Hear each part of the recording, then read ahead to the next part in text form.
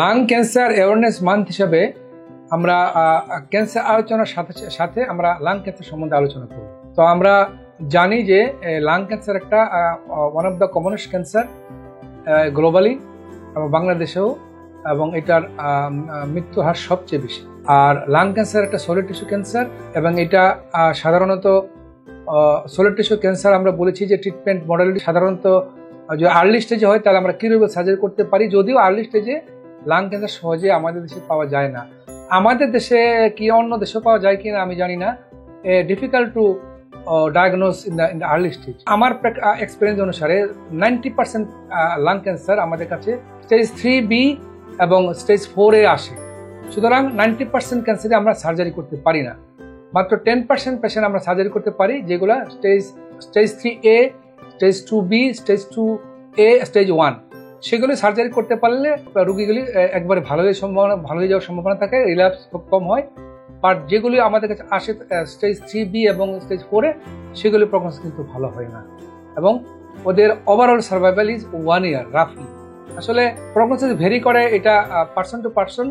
তো সর্বোপরি যদিও আমরা বলি যে প্রগনোসিস বা হায়াত নির্ভর করলে আল্লাহ তাআলার উপর, বাট তারপর আমরা সায়েন্টিফিকলি আমাদের স্টাডিগুলো বলছি যে স্টেজ 4, 3B ডিজিজগুলো রাফলি ওভারঅল 1 বছর সার্ভাইভ করে। এখন আমরা লাং ক্যান্সারের কিছু কারণ সম্বন্ধে কথা বলতে চাই। লাং ক্যান্সারের বিভিন্ন কারণ আছে। ওভারঅল ক্যান্সারের কারণ হলো বিশেষ করে রেডিয়েশন হ্যাজার্ড। রেডিয়েশন যে এক্সপোজার যদি কারো হয়ে থাকে, ওখানে রেডন থাকে। এই রেডন থেকে কিন্তু রেডন একটা রেডিও অ্যাক্টিভ সাবস্টেন্স, এইটার বিভিন্ন রেডিওথেরাপি বা রেডিয়েশনের মাধ্যমে আসতে পারে। এটা একটা ইম্পর্টেন্ট কজ, এটা গ্লোবালি এবং বাংলাদেশেও। এই রেডিওটিভ সাবস্টেন্সটা যে কোনো সোর্স থেকেই আসুক, এটা একটা ক্যান্সারের অন্যতম কারণ। অন্যান্য কমন কারণের মধ্যে বলি, smoking is one of the important factor for lung cancer. এবং দেখা গেছে যে বিভিন্ন স্টাডিতে যে 80% lung cancer due to smoking. So smoking একটা অন্যতম লাং ক্যান্সারের কারণ।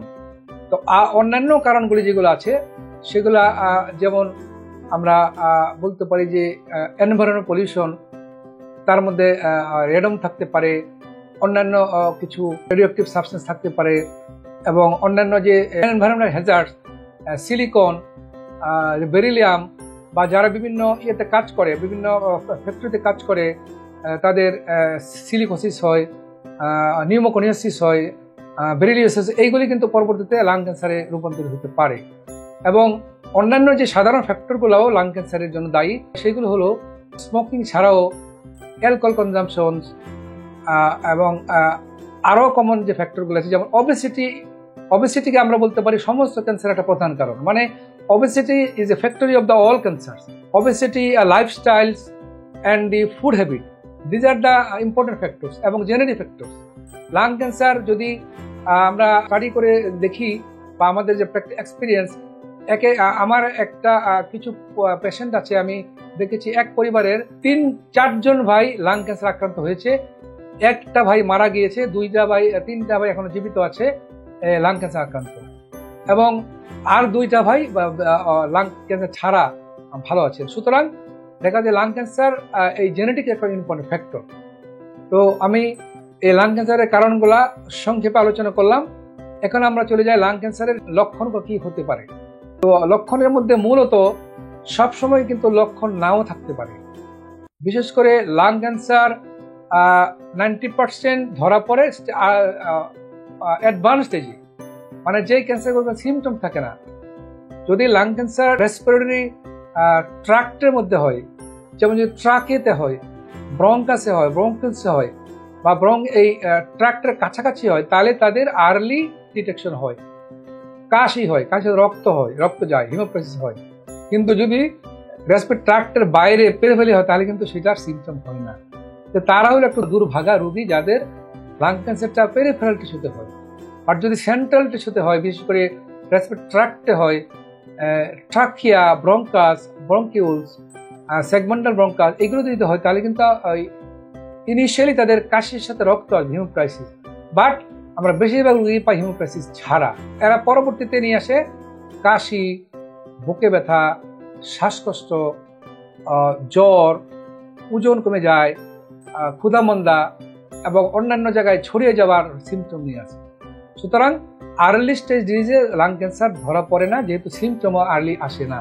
যাদের আর্লি প্রথম আসবে তারা সৌভাগ্যবান, যদি এটা যদি রেসপিরেটরি ট্র্যাক্টের কোথাও হয়। আর যেহেতু পেরিফেরাল বেশি হয়, সেই জন্য এটার সিমটমই আসে না, তাদেরকে আমরা আর্লি স্টেজ ধরতে পারি না, এরা লেট স্টেজ ধরা পড়ে। সুতরাং মোটামুটি এই হলো ক্যান্সারের সিমটম, লাং ক্যান্সার সিমটমস। অন্যান্য সাধারণ সিমটমসের সাথে কিছু স্পেসিফিক সিমটমস। সাধারণ সিমটমসগুলো আমি আবার যদি বলি, সাধারণ সিমটমস অফ লাং ক্যান্সার অন্যান্য রোগের মতোই জ্বর হবে, ক্ষুধামন্দ হবে, ওজন কমে যাওয়া হবে, দুর্বলতা হবে। স্পেসিফিক সিমটমসগুলো হবে কাশি, কাশির সাথে রক্ত আসা, বুকে ব্যথা, শ্বাসকষ্ট হওয়া এবং অন্যান্য জায়গায় ছড়িয়ে পড়ার লক্ষণগুলো। আর এখন আমি সিমটমের পরবর্তীতে আমি যাব কিভাবে আমাদের রোগটাকে শনাক্ত করা যায়, ডায়াগনোসিস করা যায়, ইনভেস্টিগেশন। পরীক্ষা নিরীক্ষার মধ্যে যেগুলো আমরা সাধারণ কিছু বা প্রাইমারি কিছু টেস্ট করি, স্টেজগুলো করা হয় বিশেষ করে ডায়াগনোসিস কনফার্ম করার জন্যে এবং ডায়াগনোসিস ধরন দেখার জন্য, মানে কোন ধরনের লাং ক্যান্সার, এবং তার পরবর্তীতে কিছু টেস্ট করতে হয় এটা কোন স্টেজ আছে, এটা কি স্টেজ 1, 2, 3, 4 বা আর্লি স্টেজ নাকি অ্যাডভান্স স্টেজ, এটা দেখার জন্য। এই বিভিন্ন কারণে আমরা টেস্টগুলো করে থাকি এবং কিছু টেস্ট করি আমরা ট্রিটমেন্টের কারণে, বিশেষ করে টার্গেটেড ট্রিটমেন্ট এবং ইমিউনোথেরাপি দেওয়ার জন্য আমরা কিছু কিছু টেস্ট করে থাকি। সুতরাং আমি এই টেস্টগুলো সম্বন্ধে কিছু কথাবার্তা বলবো। যেমন আমরা লাংসের জন্য সাধারণ যে ডায়াগনোসিসের জন্য, লাং ক্যান্সার ডায়াগনোসিসের জন্য যে টেস্টগুলো করে থাকি, তার মধ্যে X-ray chest, CT scan of the chest with contrast, bronchoscopy and bronchoscopy biopsy. কোনো সময় আমরা অ্যাডভান্স স্টেজে প্লুরাল ফিশন দেখার জন্য আমরা আল্ট্রাসাউন্ড অফ দ্য চেস্ট করতে পারি। স্টেজিং করার জন্য আমরা তাকে city scan of the abdomen করি, বোন স্ক্যান করি, পেট সিটি স্ক্যান করতে হয় আমাদের স্টেজিং করার জন্য, এবং এমআরআই অফ দ্য ব্রেন আমরা করি, এটা ব্রেন ম্যাটাস হল সেটা দেখার জন্য। আর ডায়াগনোস্টিক স্পেসিফাই করার জন্য আমরা যদি লাংসে কোনো শ্যাডো পাই, সিটি স্ক্যান হোক, ব্রঙ্কোস বা এক্সরের মাধ্যমে, তখন আমরা কনফার্মেশন করতে হয় ব্রঙ্কোস্কোপি, বায়োপসি অথবা কোরনিডাল বায়োপসি এবং হিস্টোপ্যাথোলজি। অনেক সময় যদি কোরনিডাল বায়োপসি ডিফিকাল্ট হয়, সেক্ষেত্রে আমরা এফএনএসিও করতে পারি। এফএনএসি হলো আমাদের একটা লিস্ট প্রায়োরিটি, বাট যে পেশেন্টটাকে কোর বায়োপসি করা যায়, ব্রঙ্কোস্কোপি করা যায়, সেটাকে আমরা এফএনএসি করব না।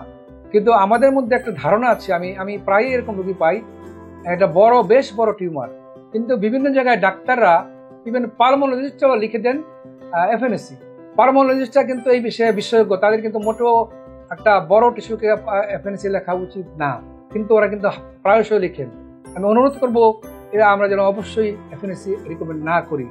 এবং আমি আরও দেখেছি যে বিশেষ করে অন্যান্য যারা স্পেশালিস্ট আছে, আমি মেডিকেল অফিসারের কথা বলছি না, আমি ইন্টার্নিস্টের কথা বলছি না, তারাও কিন্তু অনেক সময়, এই রেডিওলজিস্টরাও কিন্তু যখনই একটা এক্সরেতে সিটি স্ক্যানে লাং মাস পায়, তারা কিন্তু লিখে দেন এফএনএসি। এটা কিন্তু আসলে খুব হতাশাজনক, দুর্ভাগ্যজনক। এবং আমার কাছে অনেক রোগী আসে যে তারা প্রথমে করে নিয়ে আসে এফএনএসি, বাট পরে আবার তাকে কোর বায়োপসি করাতেই হয়।